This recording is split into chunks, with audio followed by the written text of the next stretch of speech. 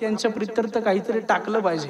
या भगवंतानं या संत महात्म्यांनी इतकी सुंदर आपली जीवनाची झोळी भरली आहे, पण हल्ली झालंय काय, दुसऱ्याच्या झोळ्या न्याहाळण्यामध्ये आपल्या झोळीत काय पडलंय हे बघायला आपल्याला वेळच नाही। किती सुंदर जीवन आपल्याला भगवान परमात्म्याने दिलंय, किती सुंदर घरामध्ये आपण जन्माला आलो, पण आपण जीवन जगत असताना पॉझिटिव्ह विचार न करता नकारात्मक दृष्टिकोन ठेवून, म्हणजे माणसाला सुखाची अपेक्षा कोणत्या राहते, जे घरात प्राप्त आहे त्या सुखाकडे माणसाचं लक्ष राहत नाही, पण जे सुख प्राप्त नाही, ज्याची अप्राप्ती आहे, अशा सुखाकडे मनुष्य लक्ष देतो आणि असलेल्या सुखाचा उपभोग न घेता दुःखी होऊन बसतो।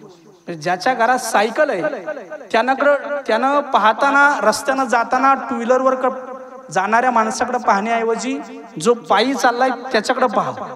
पण आपली हल्ली होतंय काय, आपण चालतोय सायकलवर आणि आपण पाहतोय मोटरसायकल वाल्याकडे। आपल्या सुखाची अपेक्षा नेहमी वाढते आणि सुख वेगळं आणि समाधान वेगळं। जिथं पूर्णविराम प्राप्त होतो त्याला समाधान म्हणा, आणि ज्याची हाव वाढतच राहते त्याला सुख म्हणा। सुख कसं आहे, आपल्या घरात मोटरसायकल आपण आणल्यानंतर आपली सुखाची अपेक्षा थांबत नाही। वास्तविक संतांचा दावा इथपर्यंत आहे, सुख प्राप्त झाल्यानंतर ते आपलं सुख इच्छा करणं थांबलं पाहिजे, पण थांबत नाही हा अनुभव आहे। थांबलं पाहिजे हा संतांचा सिद्धांत आहे, पण थांबत नाही हे आपला अनुभव आहे। कारण मोटरसायकल आपण टू व्हीलर घेतल्यानंतर आपल्याला वाटतं फोर व्हीलर घ्यावी, त्याच्यानंतर असं वाटतं बंगला बांधावा, पण वास्तविक सुख मिळाल्यानंतर हे सुखाची अपेक्षा थांबायला पाहिजे, पण ती थांबत नाही, ती वाढतच राहते। आणि मग विषयाचं तेच आहे, वास्तविक ज्ञानोबा आज सुखाचा पत्ताच सांगतायत। सुखाची प्राप्ती आपल्याला कुठं होईल याचं सविस्तर चिंतन ज्ञानोबा या ओवीमध्ये करतायत। पण ज्ञानोबारायांचं जे सुख आहे आणि आपलं जे सुख आहे याच्यामध्ये फार मोठी तफावत आहे। ज्ञानोबा ज्याला सुख म्हणतात, किंबहुना कुठलेही संत महात्मे असतील, ज्ञानोबा, तुकोबा, नाथ महाराज, नामदेवराय, हे सगळ्या सकल परंपरेचा आपण जर विचार केला तर त्यांची सुखाची व्याख्या आणि आपली सुखाची व्याख्या याच्यामध्ये फार मोठी तफावत आहे। ते जिथं सुख शोधतात तिथं आपण सुख शोधत नाही, आणि आपण जिथं सुख शोधतो तिथं सुख नाही, तिथं सुखाचा विचार सुद्धा केला जात नाही। आपल्याला अनेक प्रमाण पाठ आहे। मी एक 15व्या अध्यायाचं एक प्रमाण सांगतो, नांतो नच आदिर नच संप्रतिष्ठा। ज्या सुखाच्या ठिकाणी, म्हणजे ज्या संसाराच्या ठिकाणी सुखाचा लवलेस सुद्धा नाही, ज्याला आदी नाही, याला अंत नाही, ज्याला प्रतिष्ठा नाही, अशा नाशिवंत संसारामध्ये आपण ते सुख शोधतो, त्या विषयामध्ये सुख शोधतो। परंतु विषयाचे जे सुख ते साध्यंतची जाण दुःख, परी काय की जे मूर्ख न सेविता न सरे। तुकोबराय म्हणतात, ज्ञानोबराय म्हणतात, जे विषयाचं सुख आहे ते खऱ्या अर्थानं दुःखच आहे, परंतु काय करावं, ज्ञानोबराय आपल्याला मूर्ख म्हणतायत आणि म्हणतायत काय करावं। ही मूर्ख माणसं जिथं सुख शोधायला नको तिथंच सुख शोधताय। बरं, किंबहुना संसारात कुणी जरी जन्माला आला तरी त्याच्या जीवनामध्ये त्याला सुख प्राप्त होईलच हे सांगता येत नाही। मनुष्य म्हणून आपण जन्माला आलो, सुखाची अपेक्षा करतो, हे सुखाची अपेक्षा करणं चुकीचं नाही, चुकीचं नाही। किंबहुना समाजशास्त्राचा नियम असा आहे की जे सर्वांना अपेक्षित असतं, जे सगळ्यांना गरजेचं असतं, त्याची अपेक्षा करणं कधी चुकीचं नाही। सुखाची अपेक्षा सगळ्यांनाच आहे, सुखाची अपेक्षा कुणाला नाही, संत महात्म्यांना सुद्धा सुखाची अपेक्षा आहे। म्हणून तुकोबाराय म्हणतात, वैष्णवा संगती सुख वाटे जीवा आणि कमी देवा काही नाही। म्हणजे संतांना सुद्धा, तुकोबारायांना सुद्धा सुखाची अपेक्षा आहे, देवाला सुद्धा सुखाची अपेक्षा आहे। मग सुखाची अपेक्षा करणं चुकीचं नाही। भगवान परमात्मा सुद्धा सुखाची अपेक्षा करतात। वैकुंठ सोडोनी संत सदनी राहिला, या सुखा कारणे देव वेडावला। साधूला, संतांना सुद्धा सुखाची अपेक्षा आहे। भगवान परमात्मा सुद्धा सुखाची अपेक्षा करतो, मग सुखाची अपेक्षा करणं चुकीचं नाही। कारण नियमच असा आहे, ज्याची सगळ्यांना गरज आहे ते कधी चुकीचं नसतं। सुख सगळ्यांना त्याची गरज आहे, ते मिळवणं कधी चूक नाही। पैशाची गरज सगळ्यांना आहे, ते मिळवणं कधी चूक नाही, परंतु फक्त आपल्याकडे येणारा पैसा हा टेबलावरून असावा। टेबला खालचा जर पैसा असेल तर तो सुख देऊ शकत नाही। पाणी मिळवणं, सगळ्यांना पाण्याची गरज आहे, पाणी मिळवणं चुकीचं नाही, परंतु फक्त पाईपलाईन दुसऱ्याची चोरून आपल्या शेतात पाणी आणणं हे चूक आहे, ते सुख नाही। झोपेची अपेक्षा सगळ्यांना आहे, प्रवचनात झोपलं तर काय हरकत नाही, त्याची गरज सगळ्यांना आहे, फक्त जे जागे आहेत त्यांनी ऐका, जे झोपले असेल त्यांनी झोपा, कारण जे सगळ्यांना गरजेचं आहे ते कधी करणं चूक नाही. सुखाची अपेक्षा सगळ्यांना आहे, मग सुख मिळवणं किंवा सुखाची अपेक्षा करणं हे चुकीचं नाही, परंतु आपला सुखाचा जो विचार आहे तो चुकीचा आहे, आणि तो विचार चुकला म्हणून आपलं सुखाचं स्थान, गंतव्य स्थान, सुखाचा पत्ता चुकला. आपण ज्याच्यामध्ये सुख शोधतो त्याच्यामध्ये सुख नाही. विषय ओढी बोलले जीव, आता याची कोण करील किव, किंवा सर्व सुखाची आशा जन्म गेला, क्षण एक मुक्ती यज्ञ नाही केला, हिंडता दिशा शिन पावला, माया विसला जीव माझा. तुकोबाराय म्हणतात सर्व सुखाची आशा, सर्व सुखाची आशा करता करता आमचा जन्म गेला, परंतु सुख आमच्या स्वप्नामध्ये प्राप्त झालं नाही. सुखाची अपेक्षा करणं चुकीचं नाही, जे सगळ्यांना गरजेचं आहे ते प्राप्त करणं चुकीचं नाही, परंतु सुखाचा विचार चुकला, आणि ज्याच्यामध्ये आपण सुख शोधायला पाहिजे त्याच्यात सुख न शोधता आपण जिथं सुख नाही तिथं शोधतो, म्हणून आपल्याला ते सुख प्राप्त होत नाही. सुखाची अपेक्षा सगळ्यांनाच आहे, परंतु वास्तविक जीवनामध्ये सुख मिळत नाही.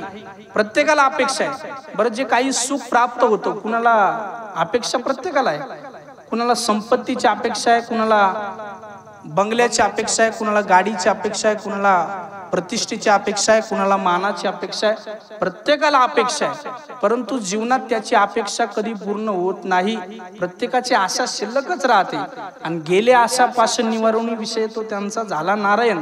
समजा जर माणसाच्या ठिकाणी आशापाश काही राहिलंच नाही तर त्याला जीव म्हणून चालणार नाही, त्याला संत म्हणावं लागेल. गेले आशापाश निवारणी, आणि त्यांचे आशापाश जर निघून गेले आणि त्यांचा विषय जर नारायण झाला तर त्यांना जीव म्हणता येणार नाही, त्यांना संत म्हणावे लागेल. प्रत्येकाला कशाची ना कशाची अपेक्षा आहे, आणि ती अपेक्षा माणसाची कधी पूर्ण होत नाही, कुणाचीच पूर्ण होत नाही.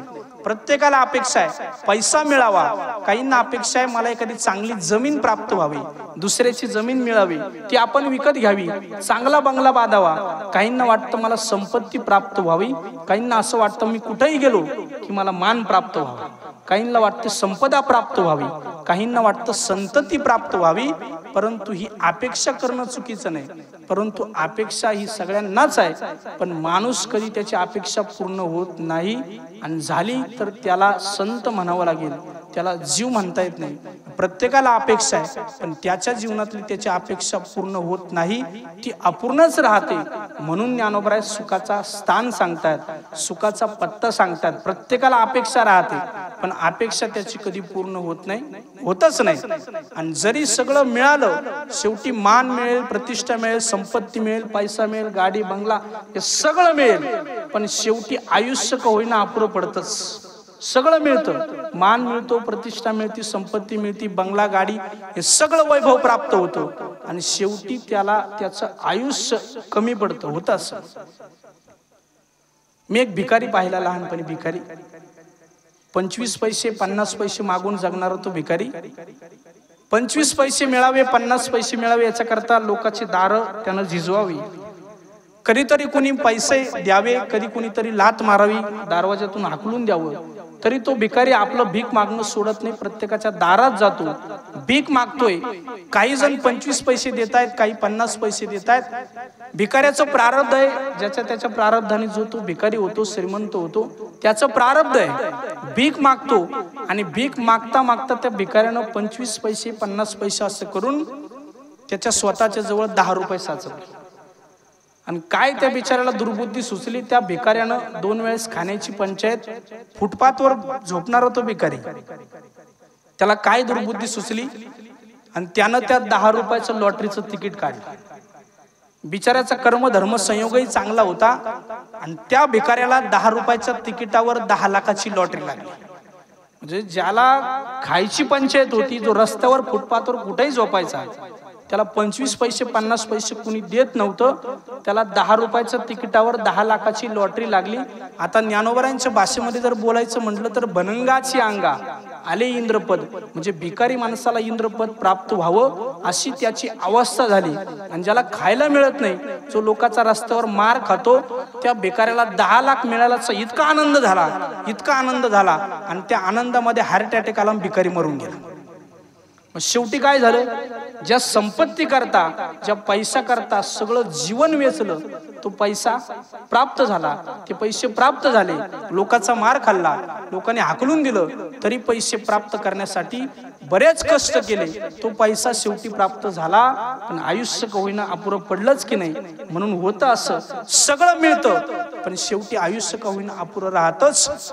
पण आयुष्य शिल्लक राहावं आणि आपलं काम संपावं ही ज्यांची इच्छा आहे त्यांना संत म्हणावं. आणि आपण आपलं आयुष्य जरी आता शेवटच्या क्षणावर मोजतोय तरी आपल्या इच्छा संपत नाही. म्हणून ज्ञानोबा सांगतात, ते तर इच्छा ही कुमारी झाली, कामाची आत तारुण्य आली. इच्छा माणसाची कधीच म्हातारी होत नाही, इच्छा राहतेच. आणि मग ती इच्छा करणं म्हणजे सुखाची अपेक्षा करणं.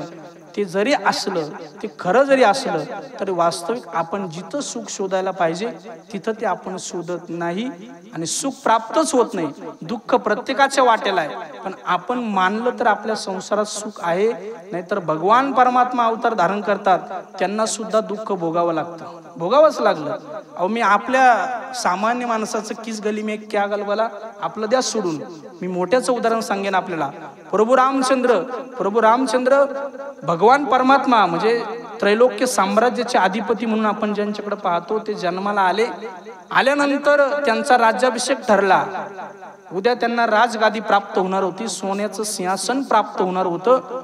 आणि होत असताना रात्रीत राजकारण केलं. कुणी केलं? बाईनं राजकारण केलं. आता आपला विषय नाही तो, तेव्हापासून हे राजकारण तेव्हापासून आहे, आपला तो विषय नाही. काय राजकारण केलं ती काही मातेला माहिती. परंतु ज्यांना उद्या राजगादी प्राप्त होणार होती, सोन्याचं सिंहासन प्राप्त होणार होतं, त्या प्रभू रामचंद्रांना हे सगळं ऐश्वर सोडावं लागलं आणि वल्कल धारण करून वनवासात जावं लागलं. बरं, तिथं गेल्यानंतर कोण रावण, एका लंकेचा सामान्य लंकेचा राजा, त्रैलोक्य साम्राज्याचे अधिपती, त्यांची पत्नी म्हणजे सीता मातेला चोरून नेतात. काय पाड आहे त्या रावणाचा. सामान्य लंकेचा एका भागाचा तो राजा आणि त्रैलोक्य साम्राज्याचे अधिपती प्रभू रामचंद्र त्यांची पत्नी उचलून नेतात. वास्तविक त्यांना ते दुःख वाटलं की नाही हा आपला प्रश्न नाही, परंतु त्यांच्या जीवनात सुद्धा आपल्या दृष्टीनं दुःख आलं. शेवटी सीते मातेला चोरून नेलं.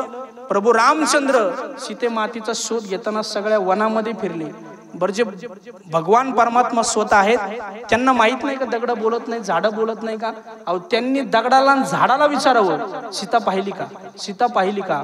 विरह सहन होत नव्हता. त्यांना ते दुःख प्राप्त झालं, त्यांना ते दुःख वाटलं की नाही आपल्याला तो प्रश्न नाही, पण आपल्या दृष्टीने त्यांच्या जीवनात आलेलं जे काही आहे ते दुःखच आहे. पुन्हा सीता प्राप्त झाली, कुणीतरी येतो परत रस्ता अडवतो, तिथूनही प्रभू रामचंद्र येतात. घरी आल्यानंतर पुन्हा कुणीतरी एक जण परेड समाजाचं बोलतो. बोलल्यानंतर ज्यावेळेस त्यांची ताटातूट होते त्यावेळेस सीता मातेच्या पोटामध्ये लव अंकुशाचा गर्भ आहे आणि त्याच काळामध्ये पती पत्नीचा वियोग होतो आणि प्रभू रामचंद्राची आणि त्यांच्या लव अंकुश म्हणजे त्यांची मुलं यांची पहिली भेट कुठं होते? रणांगणावर होते. एकमेकावर बापावर मुलावर धनुष्य बाण घेऊन त्यांची पहिली भेट रणांगणावर होते. म्हणजे देवाच्या वाट्याला सुद्धा दुःख आलं. मग आपल्या दुःख वाट्याला आल्यानंतर आपण त्याचा शोक करायचा नाही. वास्तविक प्रत्येकाच्या जीवनात त्याच्या प्रारब्धानुसार दुःख येणारच आहे. पण काय होतंय, हल्ली महाराज लोक सांगतात ज्ञानेश्वरी गाथा वाचा, अध्यात्म हे गरजेचं आहे, परमार्थ गरजेचा आहे. पण बऱ्याच लोकांचा असा भ्रम आहे, गाथा ज्ञानेश्वरी वाचायला सुरुवात झाली की दुसऱ्या दिवशी आपल्या जीवनात सुख प्राप्त झालं पाहिजे. पण हे सुख असं प्राप्त होणार नाही. लगेच आज गाथा ज्ञानेश्वरी वाचायला सुरुवात केली आणि उद्या लगेच तुम्ही विमानाची वाट पाहत असाल तुकोबाऱ्यासारख्या, तर असं कधीच होणार नाही. प्रारब्धानुसार तुमच्या जीवनात दुःख येणारच आहे, पण परमार्थ करणाऱ्या माणसाच्या जीवनात येणारं दुःख हे कधीतरी जाणार आहे. पण ज्याच्या जीवनात अध्यात्माचा परमार्थाचा लवलेशच नाही तो माणूस जोपर्यंत सरणावर जात नाही तोपर्यंत त्याचं दुःख हलकं होत नाही. म्हणून बऱ्याच लोकांना असं वाटतं की परमार्थ केला, भक्ती केली, पूजा केली म्हणजे आपल्या वाट्याला दुःख येऊच नाही.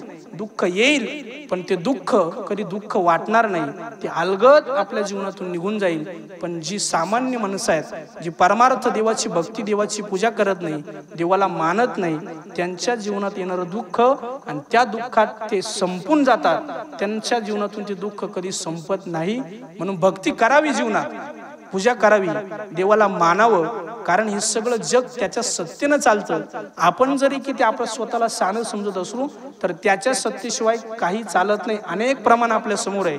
चाले हे शरीर कुणाच्या सत्ते, कोण बोलवितो हरिविन, देखवी ऐकवी एक नारायण, तयाचे भजन चुकू नको. आपण किती बारकाईने विचार केला तर त्याच्या सत्तेशिवाय वृक्षाची पाने हले ज्याची सत्ता राहिली अंता मग कुठे, ज्याच्या सत्तेशिवाय झाडाचं पान देखील हलत नाही. आणि त्या देवाची सत्ता आपण मानलीच पाहिजे, मानलीच पाहिजे. आपण भक्ती केली पाहिजे.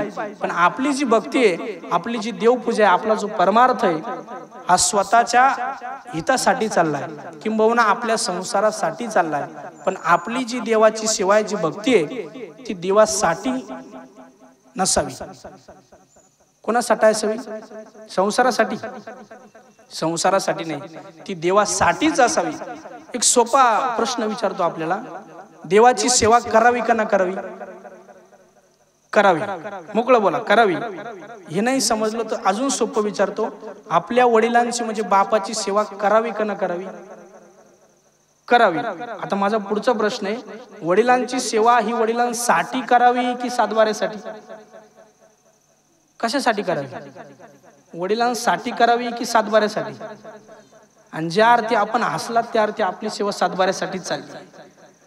देवाची सेवा ही देवासाठी करावी. आपल्या प्रारब्धानं आपला संसार, त्याच्यात येणारं दुःख येणारच आहे आणि येणारं सुख येणारच आहे. जाणारं सुख जाणार आहे, जाणारं दुःख जाणार आहे. परंतु आपण जी भक्ती करतोय, जी देवपूजा करतोय, हे देव माझा कुणीतरी आहे असं समजून करावं. माता माऊल्यात तुमची संख्या भरपूर आहे आणि सगळीकडे भरपूरच आहे. सगळीकडे भरपूर संख्या असती आणि त्याच्यात लाडक्या बहिणीचा फार फायदा झाला. मी कालच एक कमेंट वाचली, एका म्हणजे विरोधी पक्षाने दिली असावी ती. त्यांचं म्हणणं आहे की माणसं आळशी झाली, बाया माणसं आळशी झाली. का बरं? आणि त्यांना महिन्याला 1,500 येतात, काही काम करायची गरज नाही. पण असं नाही, असं काही नाही. ज्यांना त्याचा फायदा करता आला ते नक्की फायदा करतायत. आपण देवाची पूजा करावी. आपण रोज देवाची पूजा करतो. आपण रोज सकाळी आंघोळ करतो, बरोबर आहे की नाही? आपला हिंदू धर्म आपल्याला हेच शिकवतोय. आपण रोज आंघोळ करतो. थंडीच्या दिवसात आपण कोणत्या पाण्याने आंघोळ करतो? गरम पाण्याने आंघोळ करतो. आपल्या घरामध्ये 4-6 महिन्याचं तानं बाळ असतं, त्या बाळाला आपण रोज आंघोळ घालतो. कोणत्या पाण्याने घालतो? गरम पाण्याने घालतो. बरोबर आहे ना? हा म्हणा, गरम पाण्याने घालतो. माझा पुढचा प्रश्न फार महत्वाचा आहे, आपण देवपूजेला बसल्यानंतर कोणतं पाणी वापरतो? आता खोटं बोलायचं नाही.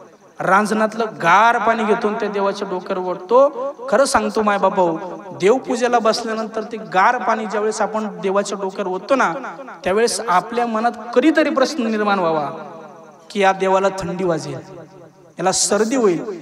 खरं सांगतो माता माऊलींनो, इथून नारदाच्या गादीहून हा भाव सांगतो, ज्या दिवशी वाटेल ना याला सर्दी होईल, याला थंडी वाजेल, हा माझा बाप आहे, ही माझी आई आहे, हा माझा भाऊ आहे, ही माझी बहीण आहे, असं जर नातं आपण देवाशी जोडलं ना तर नक्की कधीतरी होईना शता एका जन्माच्या शेवटी कृपाळू बापोटी येईल दया, आणि कधीतरी येऊन तो परमात्मा स्वप्नात का होईना तुम्हाला भेट देईल. पण तुम्ही जर जोपर्यंत फक्त ही पंच धातूची मूर्ती आहे, ही दगडाची मूर्ती आहे, ही पितळाची मूर्ती आहे, इतपत देवाचा भाव न ठेवता हा कधीतरी हा माझा बाप आहे, ही माझी आई आहे, असा जर संबंध नातं जर त्याच्याशी जोडलं ना, आणि ज्या दिवशी आपल्याला वाटायला लागलं ना की याला थंडी वाजेल, सर्दी होईल, ही माझी आई आहे, हा माझा बाप आहे, समजायचं माता माऊलींनो त्या दिवशी आपल्या परमार्थाला सुरुवात झाली.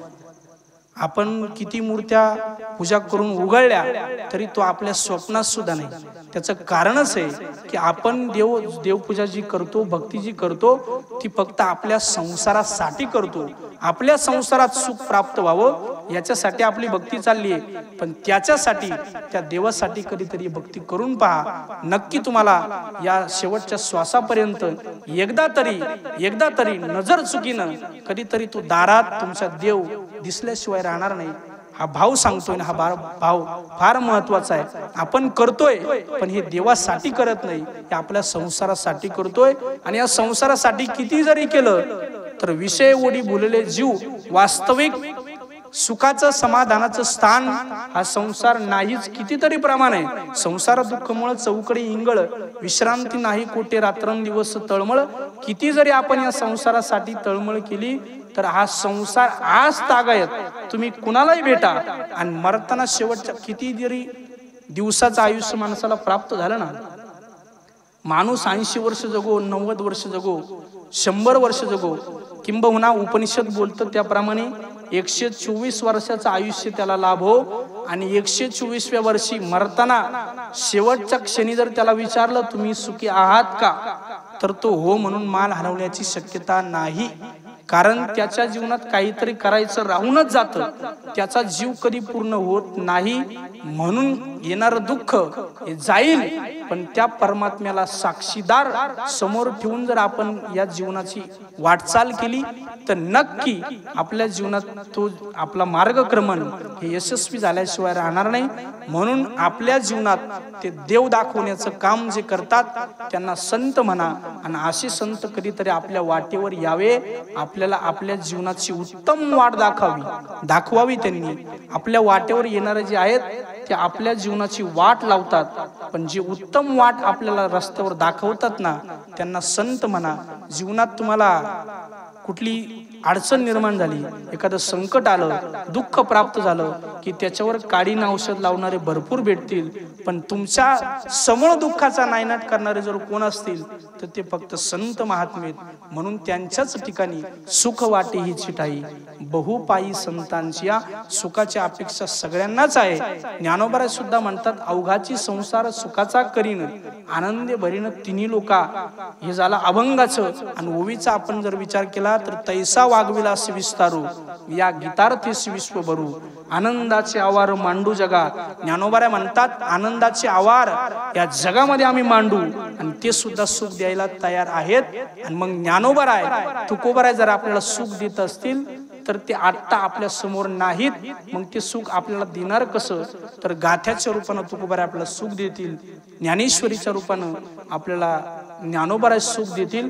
पण आपली अडचण एवढीच आहे, आपण गाथा ज्ञानेश्वरी वाचत नाही. आणि बऱ्याच लोकांना असं वाटतं की ज्ञानेश्वरी आम्हाला समजत नाही, वाचता येत नाही. पण खरं सांगतो माता माऊलींनो, पुरुष मंडळी ऐका, ज्ञानेश्वरी समोर घ्या, ज्ञानोबा अंतकरणामध्ये चिंतन करा, आणि ती ज्ञानेश्वरी उघडून तिच्याहून आपण हळूहळू बोट फिरवायला सुरुवात करा. आणि जर खरंच भाव धरून या वाची ज्ञानेश्वरी आणि कृपा करी हरी तयावरी हा अभंग जर आपल्याला माहित असेल आणि आपल्या अंतकरणाचा खरा भाव जर असेल, ज्ञानेश्वरी वास्तविक कुणालाच कळत नाही. जे अर्थ लावतात त्यांना थोडीफार कळते, संपूर्ण ज्ञानेश्वरी त्यांना कळत नाही. तरी सुद्धा आपण ती ज्ञानेश्वरी वाचली पाहिजे, कधीतरी आपण ती उघडली पाहिजे.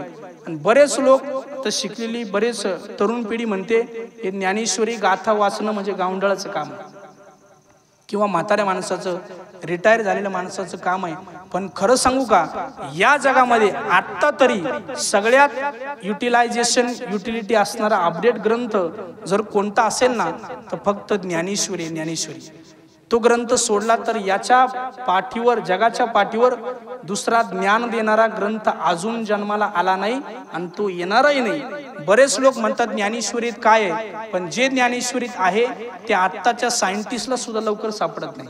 आत्ताचे शास्त्रज्ञ जे शोध लावतात, सायंटिस्ट अलीकडच्या काळामध्ये त्यांनी जे काही शोध लावलेत ना ते सुद्धा ज्ञानोबरांच्या ज्ञानेश्वरीच्या आधारानं लावलेत. आता बरेच लोक म्हणतात सायंटिस्ट शोध लावतात, संत महात्म्यांनी काय केलं, पण आता 150-200 वर्षापूर्वी एक शोध लागला. काय शोध लागला, तर शोध असा होता की एक माणूस सफरचंदाच्या झाडाखाली झोपला आणि त्याच्या टाळक्यात सफरचंद पडलं आणि गुरुत्वाकर्षण शक्तीचा शोध लागला. काय नाव होतं त्याचं, त्या शास्त्रज्ञाचं नाव काय माहिती कुणाला? तो झाडाखाली झोपला होता, सफरचंदाच्या झाडाखाली, आणि त्याच्या टाळक्यात म्हणजे डोक्यात सफरचंद पडलं वरून, आणि मग त्यानं गुरुत्वाकर्षण शक्तीचा शोध लागला. काय नाव ते शास्त्रज्ञाचं? काय नाव? न्यूटन नाही, तो जुनाच टन आहे. तो न्यूटन नाही, त्याचं नाव न्यूटन आहे, पण तो जुनाच टन आहे. तो जरी आता म्हणत असला ना पृथ्वीच्या पोटात गुरुत्वाकर्षण शक्ती आहे, किंवा त्यानं गुरुत्वाकर्षण शक्तीचा शोध लावला, हे आता 150-200 वर्षापूर्वी झालंय. ज्ञानोबा 750 वर्षापूर्वी ज्ञानेश्वरीत आपल्याच अहिल्यानगर जिल्ह्यामध्ये श्री क्षेत्र नेवासा आणि त्या पैस खांबाला टिकून जी ज्ञानोबा ज्ञानेश्वरी 750 वर्षापूर्वी लिहितात ना, त्याच ज्ञानेश्वरीमध्ये ज्ञानोबा सांगतात, खालरा धावे पाणी, पाणी हे उताराला वाहतं. हे 750 वर्षापूर्वी ज्ञानोबांनी सांगून ठेवलं. पण काही शहाणे म्हणतात ज्ञानेश्वरीत काय, माफी मागून बोलतो, जर ज्याला खरंच आपल्या बुद्धीची घमंड आहे ना, त्यानं ज्ञानेश्वरीचा अभ्यास करावा, त्यानं गाथ्याचा अभ्यास करावा. भले भले शास्त्रज्ञ आता आपली ज्ञानेश्वरी गाथा परदेशात घेऊन जात आहेत, त्याचं ट्रान्सलेशन करून त्याच्यावरती अभ्यास करतायत, आणि आपण इकडे कादंबऱ्या आणि पुस्तकं वाचत राहतो. पण वास्तविक आपल्या जीवनात सुख प्राप्त व्हावं असं जर वाटत असेल तर फक्त आपला उद्धार उर्वरित काळामध्ये बरवे झालो आजीवरी नाही पडिलो मृत्यूच्या हारी उरले ते हरी तुम्हा समर्पण, ते तुम्हाला जर समर्पण व्हावं असं वाटत असेल तर रोज नित्यनेमानं आपण सकाळी आपली दिनचर्या झाल्यानंतर, स्नान झाल्यानंतर, पूजा झाल्यानंतर त्या ज्ञानेश्वरीच्या 100 ओव्या आणि गाथ्याचे 10 अभंग वाचा. नक्की आपल्या जीवनात आपला उद्धार होईल. बाकी कशाने आपला उद्धार होणार नाही. किती कादंबऱ्या, किती पुस्तकं वाचली तरी आपला उद्धार होणार नाही. कारण ज्ञानेश्वरीच आपल्याला वाचवू शकते, गाथाच आपल्याला वाचवू शकतो. म्हणून संस्कृतातलं, प्राकृतातलं, मराठीतलं सगळं वाङ्मय वाचलं आणि एक ज्ञानेश्वरी जर आपण वाचली नाही तर आपण काहीच वाचलं नाही. कारण मराठी सारस्वताच्या गळ्यातील मंगळसूत्र म्हणजे ज्ञानेश्वरी, आणि ती ज्ञानेश्वरी आपण आपल्या जीवनात वाचावी. बरेच लोक वाचतात, त्यांच्या चरणावर माझा दंडवत आहे. जनी त्याशी लोटांगणी वाचेल जो कोणी, जनी त्याशी लोटांगणी. जनाबाई महाराज म्हणतात, भाव धरुणी जे ज्ञानेश्वरी वाचतील त्याला आमचा दंडवत आहे. म्हणून ज्ञानेश्वरी गाथा वाचा. इथं साई चरित्राचं पारायण चालूच आहे. संत महात्मेच, साईबाबा सुद्धा त्यांचा सुद्धा संत महात्म्यांचाच अवतार आहे, तरी आपण ग्रंथ त्याचंही पारायण आपण केलंच पाहिजे. पण नित्य क्रम आपल्या जीवनात म्हणून ज्ञानेश्वरी आणि गाथा हा नित्यक्रम आपल्या जीवनात असावा. आणि लोक म्हणतात वेळ भेटत नाही, पण तिकडं बाकीच्या ठिकाणी आपण बसतो, अनेक गप्पा मारतो, पण आपण म्हणतो वेळ नाही. परंतु फक्त आपल्या जीवनातले 30 मिनिटं मी मागतोय. किती मिनिटं? 30 मिनिटं. फक्त 10 मिनिटं ज्ञानेश्वरी, 10 मिनिटं गाथा आणि 10 मिनिटं भगवंताचं नामचिंतन. बाकीची 23 तास 30 मिनिटं तुम्ही काही करा, काही करा. आणि ज्ञानेश्वरी वाचण्याला कुठला नियम नाही. ज्ञानेश्वरी बसून वाचा, उभं राहून वाचा, झोपून वाचा, आडवे पडून वाचा, पण ज्ञानेश्वरी वाचा. कधी ज्ञानेश्वरी वाचली तरी काही अडचण नाही. त्याला कुठं शिव ओलांडायचं नाही किंवा कुठं काही बाकीचं पावित्र्य तुम्ही जीवनात ते सांभाळाच, पण ज्ञानेश्वरी हा कधी वाचावी असा काही नियम नाही. ती ज्ञानेश्वरी आपण वाचावी. आणि तोच भाव ज्ञानोबा ज्ञानेश्वरीमध्ये किंबहुना सोय जीव आत्मयाचे लाहे ते तर जे होय तया नाम सुख असं सांगतायत. म्हणजे सुखाचा पत्ता सांगतायत. पण माणसाच्या जीवनात काय झालंय, सुखाचे असे हेलकावे सुरू आहेत. म्हणजे माणसाला असं वाटतं हे करावं की ते करावं, हे करावं की ते करावं. बऱ्याच माणसं संभ्रमित अवस्थेमध्ये आहेत. म्हणजे माणूस एखाद्या दिवशी जर घरात त्यानं बायकोला सांगितलं ना की तू आज मस्त पिठलं भाकरी कर, आणि पिठलं भाकरी खाल्लं की 2-3 दिवसानं त्याला असं वाटतं, आणि मग तो बायकोला सांगतो आज जरा हॉटेल सारखी भाजी बनव, पनीर चिल्ली हॉटेल सारखी.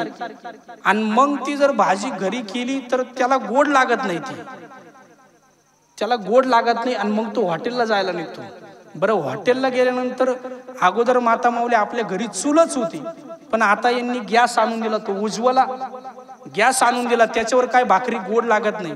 आणि मग तो हॉटेलला जायला जेवायला निघतो, आणि भाकरी बेसन घरी बायकोनं केलं की ते त्याला आवडत नाही, चुलीवरचं जेवण त्याला आवडत नाही. आणि मग तो हॉटेलला जाताना कोणतं हॉटेल शोधतो माहितीये का? कोणतं हॉटेल शोधतो? येतं चुलीवरील घरगुती जेवण मिळेल ते हॉटेल शोधतो आणि तिथं जेवायला जातो. आणि तिथं गेल्यानंतर म्हणतो अरे गॅसवरच बरं वाटतं. म्हणजे माणसाच्या जीवनात असे हेलकावे सुरू आहे, नेमकं हे करू का ते करू, हे करू का ते करू. मग प्रत्येकाच्या जीवनात आता इथं खेड्यात आपल्या बरं आहे, पण ते शहरातले माणसे फार चॅप्टर होतात. तिकडले शहरातले माणसं तांबे पाटील सगळेच दुःखी आहेत. तिकडले बारीकही दवाखान्यात जातात, म्हणजे हॉस्पिटलमध्ये जातात, आणि जाड माणसंही हॉस्पिटलमध्ये जातात. का बरं? बारीक का जातात माहितीये का? जाड होण्यासाठी जातात.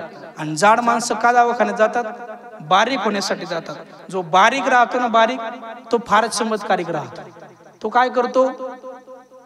तो घरी लोखंड उचलत तर नाहीच, पण घरातला कचरा सुद्धा उचलत नाही. जो बारीक राहतो ना, तो घरातला कचरा सुद्धा उचलत नाही, आणि तिथं जाऊन लोखंड उचलतो. घरचं श्रीखंड खाऊन तिथं जाऊन जिमला लोखंड उचलतो. आणि जिमचे ट्रेनरही फार हुशार राहतात. ते काय करतात? ते मोठे मोठे इंचाचे आरसे बसवून ठेवतात. ते 10 मिनिटं व्यायाम करतो आणि 20 मिनिटं ते आरशात पाहतो.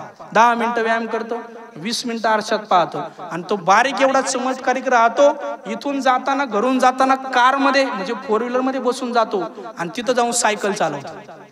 म्हणजे काय करावं हे आपल्या जीवनात हेलकावे सुरू आहेत.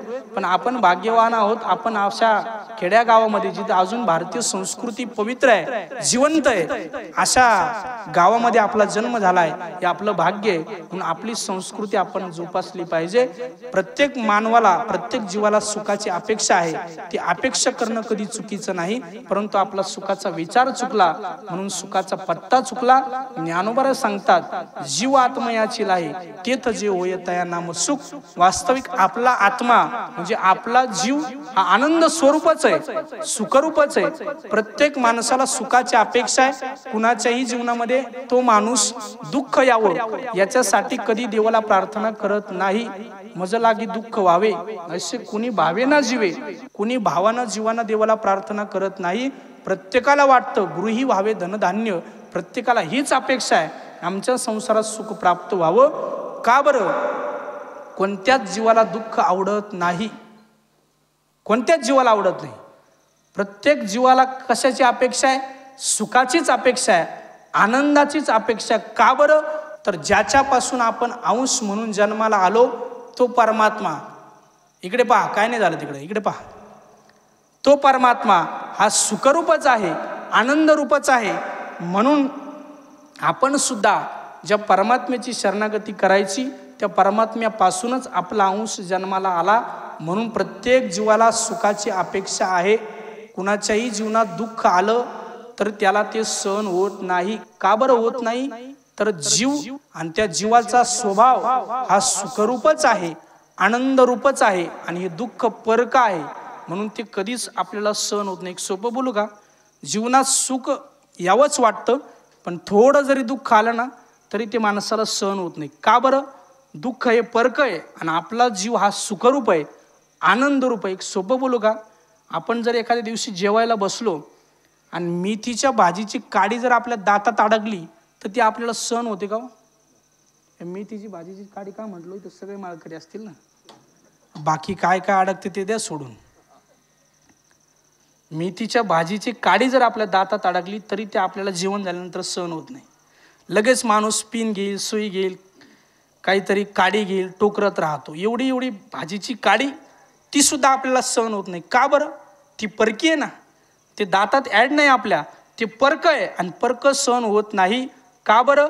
कारण आपला जीव हा आनंद स्वरूप आहे, हा जीव सुखरूप आहे. म्हणून दुःख जीवनात आलं ते सहन होत नाही, सहनच होत नाही. कारण ज्या परमात्म्यापासून आपण जन्माला आलो, सुखरूप ऐसा तुझा कोण सांगा, माझ्या पांडुरंगा सारिका तो. किंवा सर्व सुखाचे आगर बाप रखुमादिवीवर, सर्व सुखाचा आगर असणारा हा परमात्मा, आनंद रूप असणारा परमात्मा, आणि त्याचा अंश म्हणून आपण जन्माला आलो. त्याच्यामुळं आपल्या जीवनामध्ये आपल्याला दुःख आवडत नाही. का बरं आवडत नाही? तर ते परक आहे. एक उदाहरण सांगतो. एक साधू महात्मे होते. एक साधू महात्मे झोपडीमध्ये राहायचे गावाच्या बाहेर, आणि राहत असताना साधू ज्या ठिकाणी ज्या झोपडीमध्ये राहायचं तिथं एक उंदराचं बारीक पिल्लू यायचं. साधूकडं फार काही नव्हतं, पण धोत्र लुंगी शर्ट कपडे बाकीचे होते, फेटा हे सगळं होतं. आणि असताना एक बारकं उंदराचं पिल्लू यायचं आणि त्या साधूचे धोतर कपडे कुरतडायचं. पण साधूचं हृदय होतं. साधूनं विचार केला, हे एवढं बारकं उंदराचं पिल्लू रोज येतंय, काहीतरी कुरतडतंय, लुंगीच कुरतडतंय, शर्टच कुरतडतंय, काय करावं. साधूनं एक दिवस ते पिल्लू हातामध्ये घेतलं आणि साधूनं पाणी घेतलं आणि पाणी घेऊन विचार केला, या जीवाला मारावं तर आपल्याला ब्रह्महत्येचं पातक लागेल. असं सांगतंय शास्त्र की ब्रह्महत्या काढी जीवे नावे मोडे. गेला उपदेश तो मिथ्या. तुकोबरायांचा अभंग आहे, ब्रह्महत्या काढी जीवे नावे मोडी. म्हणजे असं सांगतायत आपल्याला आता जगणं शक्य नाही. म्हणजे गवताची काडी जरी आपल्याकडून मोडली गेली तरी ब्रह्महत्येचं पातक सांगितलंय. पण ते आपल्याला जगणं तसं शक्य नाही, कारण आपल्याला गायचं चारा पाणी करावं लागतो, रोज घास कापावं लागतो, मका तोडावी लागते, गिन्नी तोडावी लागते. तुकोबारा सांगतात गवताची काडी जरी आपल्याकडून मोडली गेली तर ब्रह्महत्येचं पातक आपल्याला लागतं. आणि मग आता या पिटुकल्या उंदराची हत्या करायची कशी? साधूचं हृदय होतं, याला मारायचं नाही. साधूनं पाणी घेतलं, अभिमंत्रित केलं आणि त्या उंदरावर असं अभिमंत्रित केलं आणि लगेच त्याच्यातून मुलगी जन्माला आली. का बरं? तर तो उंदीर नव्हता, ती उंदरी नव्हती. आणि मुलगी जन्माला आली. लहानशी मोठी केली साधूनं, आणि साधूनं लहानशी मोठी केली, तिचा सांभाळ केला. साधू आणि ती मुलगी त्या झोपडीमध्ये राहायची. लहानशी मोठी झाली मुलगी, आता उपवर झाली. साधूनं विचार केला, हिचं लग्न केलं पाहिजे, पण माझ्या तपश्चर्येतून माझ्या साधनेतून जन्माला आलेली ही मुलगी आहे, हिच्यासाठी योग्य वर शोधला पाहिजे. म्हणून साधूनं वराचा म्हणजे मुलाचा शोध घेण्यासाठी सुरुवात केली. माझ्या तपश्चर्येतली मुलगी आहे, चांगलाच वर भेटावा म्हणून प्रयत्न करत होते. आणि तोच विचार करत करत साधू एक दिवस झोपडीच्या बाहेर पडले आणि पडले, कुणाला आपली मुलगी द्यावी. याच विचारात असताना साधूला समोर सूर्याचं दर्शन झालं. सूर्याला पाहिलं आणि साधूच्या मनात एक विचार चमकला की आपली मुलगी आपण या सूर्याला द्यावी. म्हणल्यानंतर साधू सूर्याकडे गेले, सूर्यदेवाला प्रार्थना केली, माझी मुलगी उपवर झालेली आहे, माझ्या मुलीशी लग्न करशील का? असं म्हणल्यानंतर आता सूर्यानं विचार केला, साधू आहे, साधूच्या शापानं मरण्यापेक्षा मुली संग लग्न केलेलं काय हरकत आहे.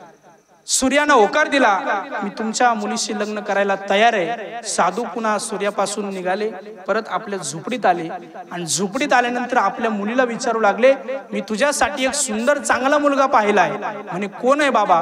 म्हणे सूर्य आहे, सूर्य. आणि मग त्या मुलीनं साधूनं विचारलं मुलीला, करशील का लग्न? आणि ती मुलगी म्हणजे मूळ कोण होती माहिती ना? कोण होती अगोदर? उंदरीन. हे शेवटपर्यंत ध्यानात ठेवा, ती उंदरी नव्हती, हे शेवटपर्यंत ध्यानात ठेवा. आणि मग साधूनं मुलीला विचारलं, करशील का सूर्याशी लग्न? त्यावेळेस मुलीनं सांगितलं, बाबा तुम्ही म्हणाल त्याच्याशी लग्न करायला मी तयार आहे, पण सूर्य चांगला आहे म्हणे, तसा जगाला प्रकाश देतो, पण एवढा गरम डोक्याचा नवरा मला नको. एवढा गरम डोक्याचा म्हणे तो नको बाबा. अरे मग साधून परत मुलीला विचारलं, काय करायचं? नाही बाबा दुसरा पहा ना, तुम्ही म्हणाल त्याच्या गळ्यात मी माळ घालीन, पण दुसरा पहा. साधू पुन्हा सूर्याकडे गेले. साधून प्रार्थना केली सूर्याला, अरे माझ्या मुलीनं तुला नकार दिलाय, पण माझी एक प्रार्थना आहे तुला, तुझ्यापेक्षा बलवान कोण आहे, सामर्थ्यशाली कोण आहे, जरा मला सांगतो का? त्यावेळेस सूर्यानं विचार केला, माझ्यापेक्षा बलवान तर मला अजून कुणी आढळला नाही, पण तुम्ही म्हणत असाल तर मी सांगू शकतो. तू माझ्यापेक्षा बलवान एक आहे म्हणे, मेघ म्हणजे ढग. म्हणे ढग जर मला आडवा आला तर मला पूर्ण माझा प्रकाश नाहीसा करतो. म्हणे ढग बर. मग साधू ढगाकडे गेले आणि गेल्यानंतर ढगाला विचारलं, साधून माझी मुलगी उपवर झालेली, तिच्याशी लग्न करशील का? ढग म्हणला, काही हरकत नाही, मी लग्न करायला तयार आहे. साधू पुन्हा ढगापासून निघाले, पुन्हा झोपडीमध्ये आले आणि त्या मुलीला विचारलं, कुणाला? कोण होती ती? उंदरीन. हे लक्षात ठेवा. तिला विचारलं, मी आता तुझ्यासाठी दुसरा मुलगा पाहिलाय, याला तरी आता नाही म्हणू नको. म्हणे कोण आहे बाबा? साधूनं सांगितलं, ढग आहे म्हणे. ढग म्हणे, बाबा ढग तसा ढग चांगला आहे म्हणे, पण त्याला अक्कल नाही म्हणे. म्हणे कस काय अक्कल नाही? म्हणे अहो तो ढग समुद्रावर जातो, बाष्पीभवन होतो, एवढं पाणी भरून घेऊन येतो आणि कुठेही पडतो, म्हणजे त्याला संसार करायची अक्कल नाही. तेव्हापासून बाबा मला कळायला लागलं, थोडं संसार करायला सुद्धा अक्कल लागते. मग ती म्हणे त्याला अक्कल नाही संसार करायची. म्हणे झालं काय? म्हणे एवढं पाणी तो घेऊन येतो आणि कुठेही टाकतो. तुकोबारायाचा अभंग आहे, मेघ न विचारी हागणदारी शेत. म्हणजे मेघ म्हणजे ढग, पाऊस पडताना पाणी टाकताना विचार करत नाही ही हागणदारी आहे का ही शेती आहे, याचा विचार ढग करत नाही. म्हणून बाबा त्याला अक्कल नाही म्हणे, त्याला संसार करण्याची अक्कल नाही. जरा दुसरा असला का पाहता का? मग पुन्हा ढग त्या ढगाकडे साधू गेले. साधूला सांगितलं माझ्या मुलीनं तुला नकार दिलाय, तुझ्यापेक्षा बलवान कोण आहे सांगशील का? म्हणे माझ्यापेक्षा बलवान कोणी नाही, सगळ्या जीवाला पाणी देण्याचं काम मी करतो, मी सगळ्यात बलवान आहे. आणि मन बारीक विचार कर म्हणे. थोडा वेळ दिला आणि मग मेघानं सांगितलं तुम्ही जर म्हणत असाल माझ्यापेक्षा बलवान कोण आहे तर माझ्यापेक्षा बलवान एकच आहे म्हणे, डोंगर आहे डोंगर. मग साधू डोंगराकडे गेले आणि डोंगराला विचारलं माझी मुलगी उपवर झाली आहे, तिच्याशी लग्न करशील का? डोंगर लगेच तयार झाला कारण आता सध्या मुलीच भेटत नाही. तयार झाला परत तयार झाला, त्यानं होकार दिला आणि साधू परत झोपडीत आले आणि त्या मुलीला विचारलं आता तिसरा मुलगा मी तुझ्यासाठी पाहिलाय, त्याच्याशी लग्न करशील का? तिला म्हणजे कुणाला? ती मूळ कोण होती? उंदरीन. हा, हे लक्षात ठेवा. तिला विचारलं लग्न करशील का डोंगराशी? म्हणे बाबा डोंगर तसा चांगला आहे म्हणे, पण एवढा बस का नवरदेव मला नको म्हणे. तू एका जागेवर बसला की हालतच नाही. माणूस जाड असावा पण तो जड नसावा. त्याला जाड माणसाला उठ म्हणलं की तो उठला पाहिजे, नाही तर त्याला उठ म्हणलं तरी सगळं गाव म्हणतो उठ तरी तो उठत नाही. असा जाड नको, जड नसावा, जाड असला तरी चालेल. मग काय करावं? मग यालाही नकार दिला, डोंगरालाही नकार दिला. आणि मग पुन्हा साधू डोंगराकडे गेले आणि डोंगराला विनंती केली आता बाबा मी तुझा तिसरा नंबर होता, तुला विचारलं तरी माझ्या मुलीनं नकार दिला. आता माझी एकच प्रार्थना आहे, फक्त तुझ्यापेक्षा बलवान जर कुणी असेल ना तर मला सांगतो का? त्यावेळेस त्यानं सांगितलं तुम्ही सूर्याकडे गेलात, तो म्हणला मेघ म्हणजे ढग बलवान आहे. ढगाकडे गेला, ढग म्हणला डोंगर बलवान आहे. आता आमच्यापेक्षा बलवान तर या जगाच्या पाठीवर कुणीच नाही. आणि मग डोंगराला विचारलं अरे जरा बारकाईनं विचार कर, असेल एखादा बलवान. आणि मग डोंगरानं सांगितलं आमच्यापेक्षा बलवान कोणीच नाही, पण तुम्ही जर विचारत असाल तर मी सांगेल आमच्यापेक्षा बलवान एकच आहे. म्हणे कोण? म्हणे उंदीर. म्हणे कसं काय? म्हणे आम्ही एवढे मोठे डोंगर, आम्हाला पोखरण्याचं काम हा उंदीर करतो, म्हणे तोच आमच्यापेक्षा बलवान आहे. आणि मग लगेच साधूने या तिघांनाही सोडलं आणि साधू लगेच त्या उंदराकडे गेले आणि उंदराला विचारलं अरे उंदरा माझ्या मुलीशी लग्न करशील का? आणि लगेच उंदरानं होकार दिला. आणि पुन्हा साधू झोपडीमध्ये आले आणि मुलीला विचारलं आता मी चौथ्यांदा नवरदेव पाहिला, आता तरी नाही म्हणायचं नाही, आणि आता तू नाही म्हणली तरी मी याच्याशी लग्न लावल्याशिवाय राहणार नाही. साधूनं सांगितलं कोण मुलगा आहे? त्यानं सांगितलं उंदीर. आणि मग ती लगेच मुलगी म्हणली. कोणती मुलगी? ती मूळ कोण होती? उंदरीन. आणि ती लगेच म्हणली बाबा नवरा असावा तर असा. आणि लगेच तिनं त्या उंदराशी लग्न केलं. का बरं केलं? तर ती मूळ अगोदर कोण होती? उंदरीन होती. अगोदर तिला नवरा पाहिला होता, मुलगा पाहिला होता सूर्य, तिनं नकार दिला. त्याच्यानंतर ढग पाहिला होता, तोही आवडला नाही. त्याच्यानंतर डोंगर पाहिला होता, तो सुद्धा आवडला नाही. तिला आवडला तो कोण आवडला? उंदीरच आवडला. का बरं? तर तिचं मूळ स्वरूप कोणतं होतं? ते स्वरूप मूळ उंदरीनच होतं, म्हणून तिला उंदीरच आवडला. तसं आपल्या जीवाला सुद्धा सुखच आवडतं, दुःख आवडत नाही.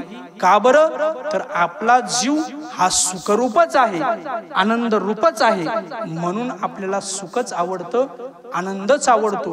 आणि तो आनंद प्राप्त व्हावा याच्यासाठी ज्ञानोबराय सुखाचं स्थान, सुखाचं पत्ता सांगतात. किंबहुना सोयी जीव आत्मयाची लाहे तेथ जे होय तया नाम सुख, सुखाचा पत्ता सांगतात. म्हणून ते सुख आपल्या जीवनात आपल्याला प्राप्त व्हावं, ते साधूच्या संगतीमध्ये, संतांच्या संगतीमध्ये प्राप्त व्हावं. आणि ते वाट दाखवण्याचं काम संत महात्मे आपल्याला आपल्या जीवनामध्ये करतायत. म्हणून संत महात्म्यांसारखं आपण आपल्या जीवनात काहीतरी नाविन्य शोधावं, नवीन काहीतरी आपण शोधावं.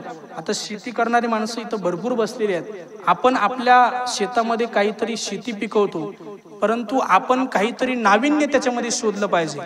आपण आपल्या शेतात पिकणारा माल हा कुठंतरी पॅकिंग करून कुठेतरी शहरामध्ये परदेशात पाठवला पाहिजे. इथंच बाजारामध्ये मार्केटमध्ये भाव जर नसन मिळत तर काहीतरी त्याच्यामध्ये नाविन्य शोधलं पाहिजे. नाविन्य शोधणारे बरेच माणसं या जीवनात यशस्वी झालेले आपल्याला पाहायला मिळत आहेत. नाविन्य शोधता आला पाहिजे. आता माफी मागून बोलतो की नाविन्य शोधणारा एक माणूस तुम्हाला आत्ता मी या ठिकाणी एक सांगतो. तुम्ही म्हणाल ज्ञानोबा तुकोबाराय सांगत होते आणि हा माणूस कुठून मध्येच आणला. तो माणूस आहे, मला त्या माणसाचा पार हेवा वाटतो. कोणता माहिती आहे का? त्याचं नाव आहे अमिताभ बच्चन. का बरं? तो अमिताभ बच्चन ज्यावेळेस आकाशवाणीमध्ये मुलाखत द्यायला गेला होता त्यावेळेस त्याच्या आवाजामुळं त्याला नकार दिला होता. त्याला सांगितलं तुमचा आवाज चांगला नाही, तुम्ही घरी जा. ज्या माणसाला आवाजामुळं आकाशवाणीनं नकार दिला होता तोच माणूस आज वयाच्या 85व्या वर्षी, त्याचं 85 वय आहे, आज तो माणूस 85व्या वर्षी या बॉलिवूडचा शहेंशाह आहे. बरं, दर 5 मिनिटाला तो टीव्हीवर आहे बरं का. अमिताभ बच्चन 5 मिनिटाला टीव्हीवर आहे. मुठवड फायनान्स मधून कर्ज घ्यायला तोच लावतो, त्या कल्याण ज्वेलर्स मधून सोनं खरेदी करायला तोच लावतो, कोण बनेगा करोडपती मधून पैसे कमवायला तोच लावतो. आणि नाही या कर्जाचे मुठवड फायनान्सचे हप्ते भरता आले की नवरत्न तेलाची बाटली तोच देतो, थंडा थंडा कूल कूल. 5 मिनिटाला तो माणूस टीव्हीवर आहे. का बरं? त्यानं नाविन्य शोधलं. वयाच्या 85 वर्षी तो माणूस बॉलिवूडचा शहेंशाह आहे. त्याने याच्यात काहीतरी नाविन्य शोधलं आणि आपण तेच शिकलं पाहिजे. यांचा आदर्श नाही घ्यायचा, यांचा एखादा चांगला गुण जर असेल तर तो आपण जीवनात आत्मसात केला पाहिजे. आता तुम्ही संतांचा ऐका, साधूचा ऐका म्हणून ऐकत नाही, मग असं कोणीतरी तुम्हाला समोर ठेवावं लागतं ज्याला तुम्ही आदर्श मानता. असं कोणीतरी एखाद्या माणसाचा चांगला गुण जर आपण जीवनात घेतला, नाविन्य काहीतरी शोधलं पाहिजे. आपल्या मुलाला शिकवा, आपल्या मुलाला शिकवा. नाही तर काय होतं, बापच मुलाला म्हणतो अंथरूण पाहून पाय पसर. तसं सांगायचंच नाही. आपण खेड्यातली माणसं आहोत, आपण आपल्या मुलाला सांगायचं तू फक्त पाय पसर, अंथरुणाचा बाप पाहून घे, असं आपण त्याला शिकवलं पाहिजे. पण आपण आपल्या मुलाला बळ देत नाही. मला सांगण्याचा तात्पर्य भाग इतकाच आहे, आपले आजे पणजे, आपले बाप जाते शेती करून मातीत गेले, परंतु आपल्या शेतमालाला भाव मिळाला नाही. त्यापेक्षा आपण उद्योग व्यापार व्यवसाय काहीतरी शिकलं पाहिजे. नोकरीच्या रांगेला फार गर्दी आहे, नोकरीच्या रांगेला इतकी गर्दी आहे, त्याच्यात काहीतरी नाविन्य शोधलं पाहिजे. पुणे मुंबई हायवेला एक चिक्कूचा बाग आहे, चिक्कूचा बाग आहे. आणि त्या बागेच्या बाहेर त्या बागेच्या मालकाने एक पाटी लिहिली होती की येथे हाताने चिक्कू तोडून घेता येतील. काय लिहिलं होतं? येथे हाताने चिक्कू तोडून घेता येतील. बऱ्याच पुणे मुंबईला जाणाऱ्या लोकांनी चिक्कू पाहिले पण चिक्कूचं झाडच पाहिलं नव्हतं. काय माहिती, आता आपल्याला चिक्कूचं झाड म्हणजे काही विशेष वाटत नाही, पण बरेच लोक आहे अहो त्यांना शहरात काहीच माहित नाही. शहरात जा तुम्ही एखाद्या आणि हायफाय सोसायटीत जा आणि त्याला जर एखाद्या घरातल्या लहान बाळाला विचारलं दूध कोण देतं तर ते म्हणतात दूधवाला भैया. त्याला माहितीच नाही हे दूध गाईचं आहे, हे म्हशीचं आहे, त्याला काय माहिती. मग त्यानं पाटी लावली बाहेर, येतं हाताने चिक्कू तोडून घेता येतील. आणि बरेच लोक ती पाटी वाचून तिथं थांबू लागले. लोकांनी चिक्कू पाहिले होते, चिक्कूचं झाड पाहिलं नव्हतं. आणि बरेच लोक तिथं गर्दी करू लागले. बरं, ते तोडून द्यायचे म्हणजे कसे? तो 2 सेल्फी पुरते तोडून द्यायचा आणि बाकीचे तिथं तोडलेले टोपलीतलेच द्यायचा. पण एवढी गर्दी होऊ लागली, एवढी गर्दी होऊ लागली. आणि मग त्याला पार्किंगची सोय नव्हती म्हणून त्यानं अर्धा एकर मध्ये पार्किंग केली. आणि एका कारसाठी 10 मिनिटासाठी तो 100 रुपये एका पार्किंगची घेऊ लागला. गर्दी वाढू लागली. बरेच लोक येडे पुणे मुंबईला जाणारे, त्यांना काय माहिती चिक्कू काय ना त्या हाताने कसे तोडायचे.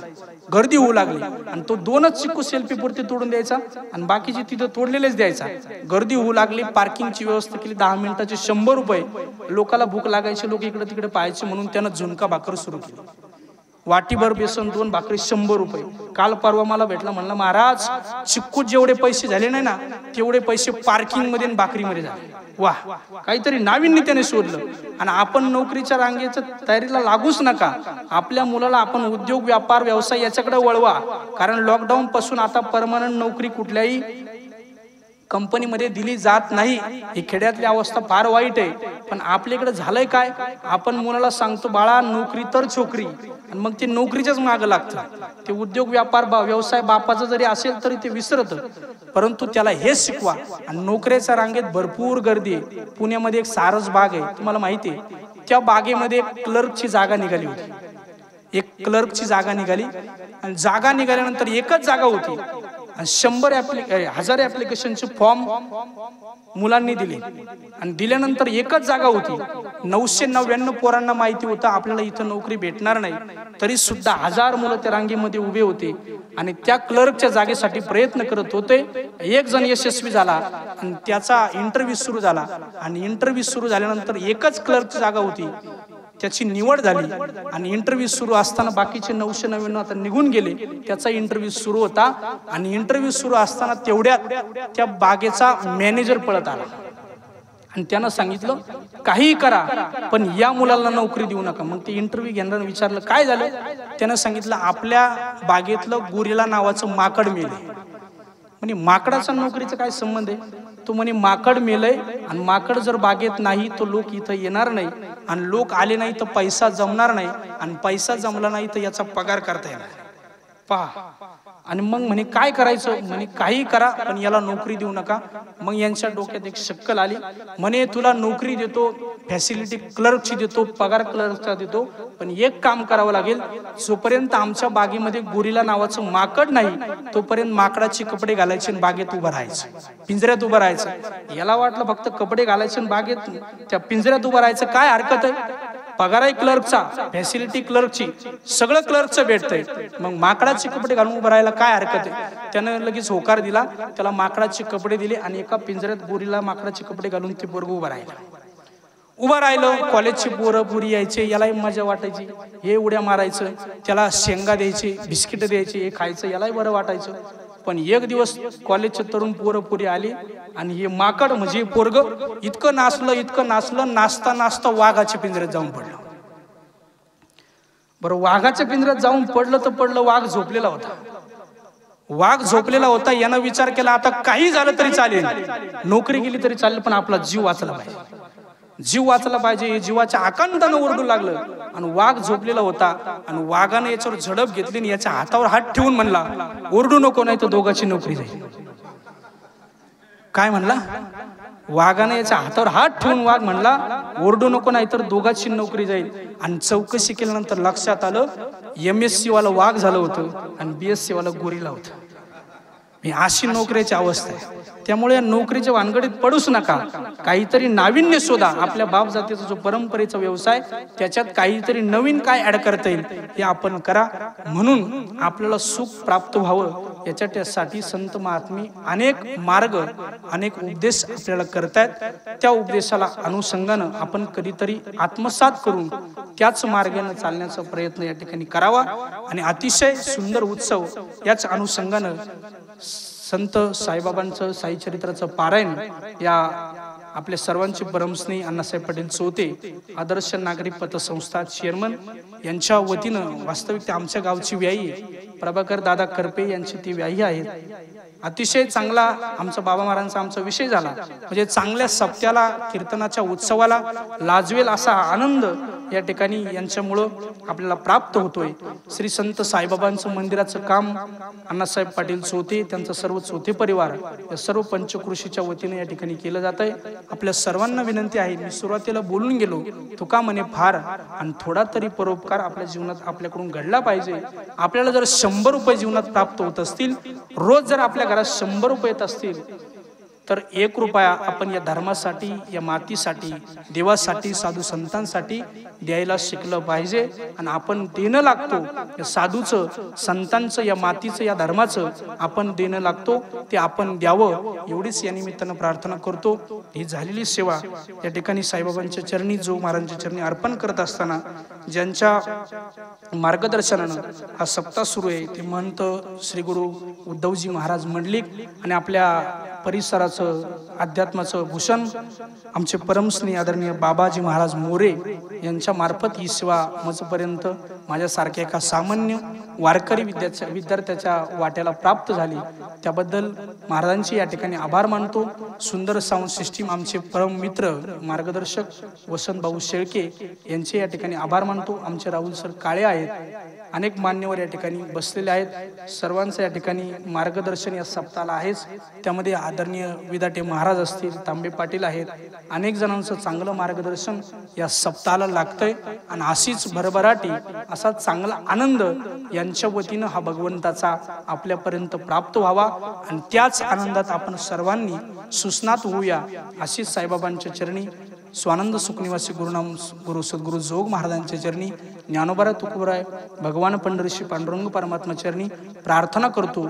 आणि ही झालेली सेवा आमच्या टाकळीम्याचं सर्व अखंडानंद महाराज भजनी मंडळ हे या ठिकाणी उपस्थित झालं, तर सर्व माता माऊलींच्या चरणी या ठिकाणी नतमस्तक होतो आणि झालेली सेवा पुनश्च एकदा ज्ञानोबा तुकोबरायांच्या चरणी अर्पण करून सेवेला पूर्णविराम। पुंडलिक वरदारी विठ्ठल श्री ज्ञानदेव तुकाराम पंढरीनाथ भगवान की जय। माऊली ज्ञानेश्वर महाराज की जय। विठ्ठल विठ्ठल विठ्ठल।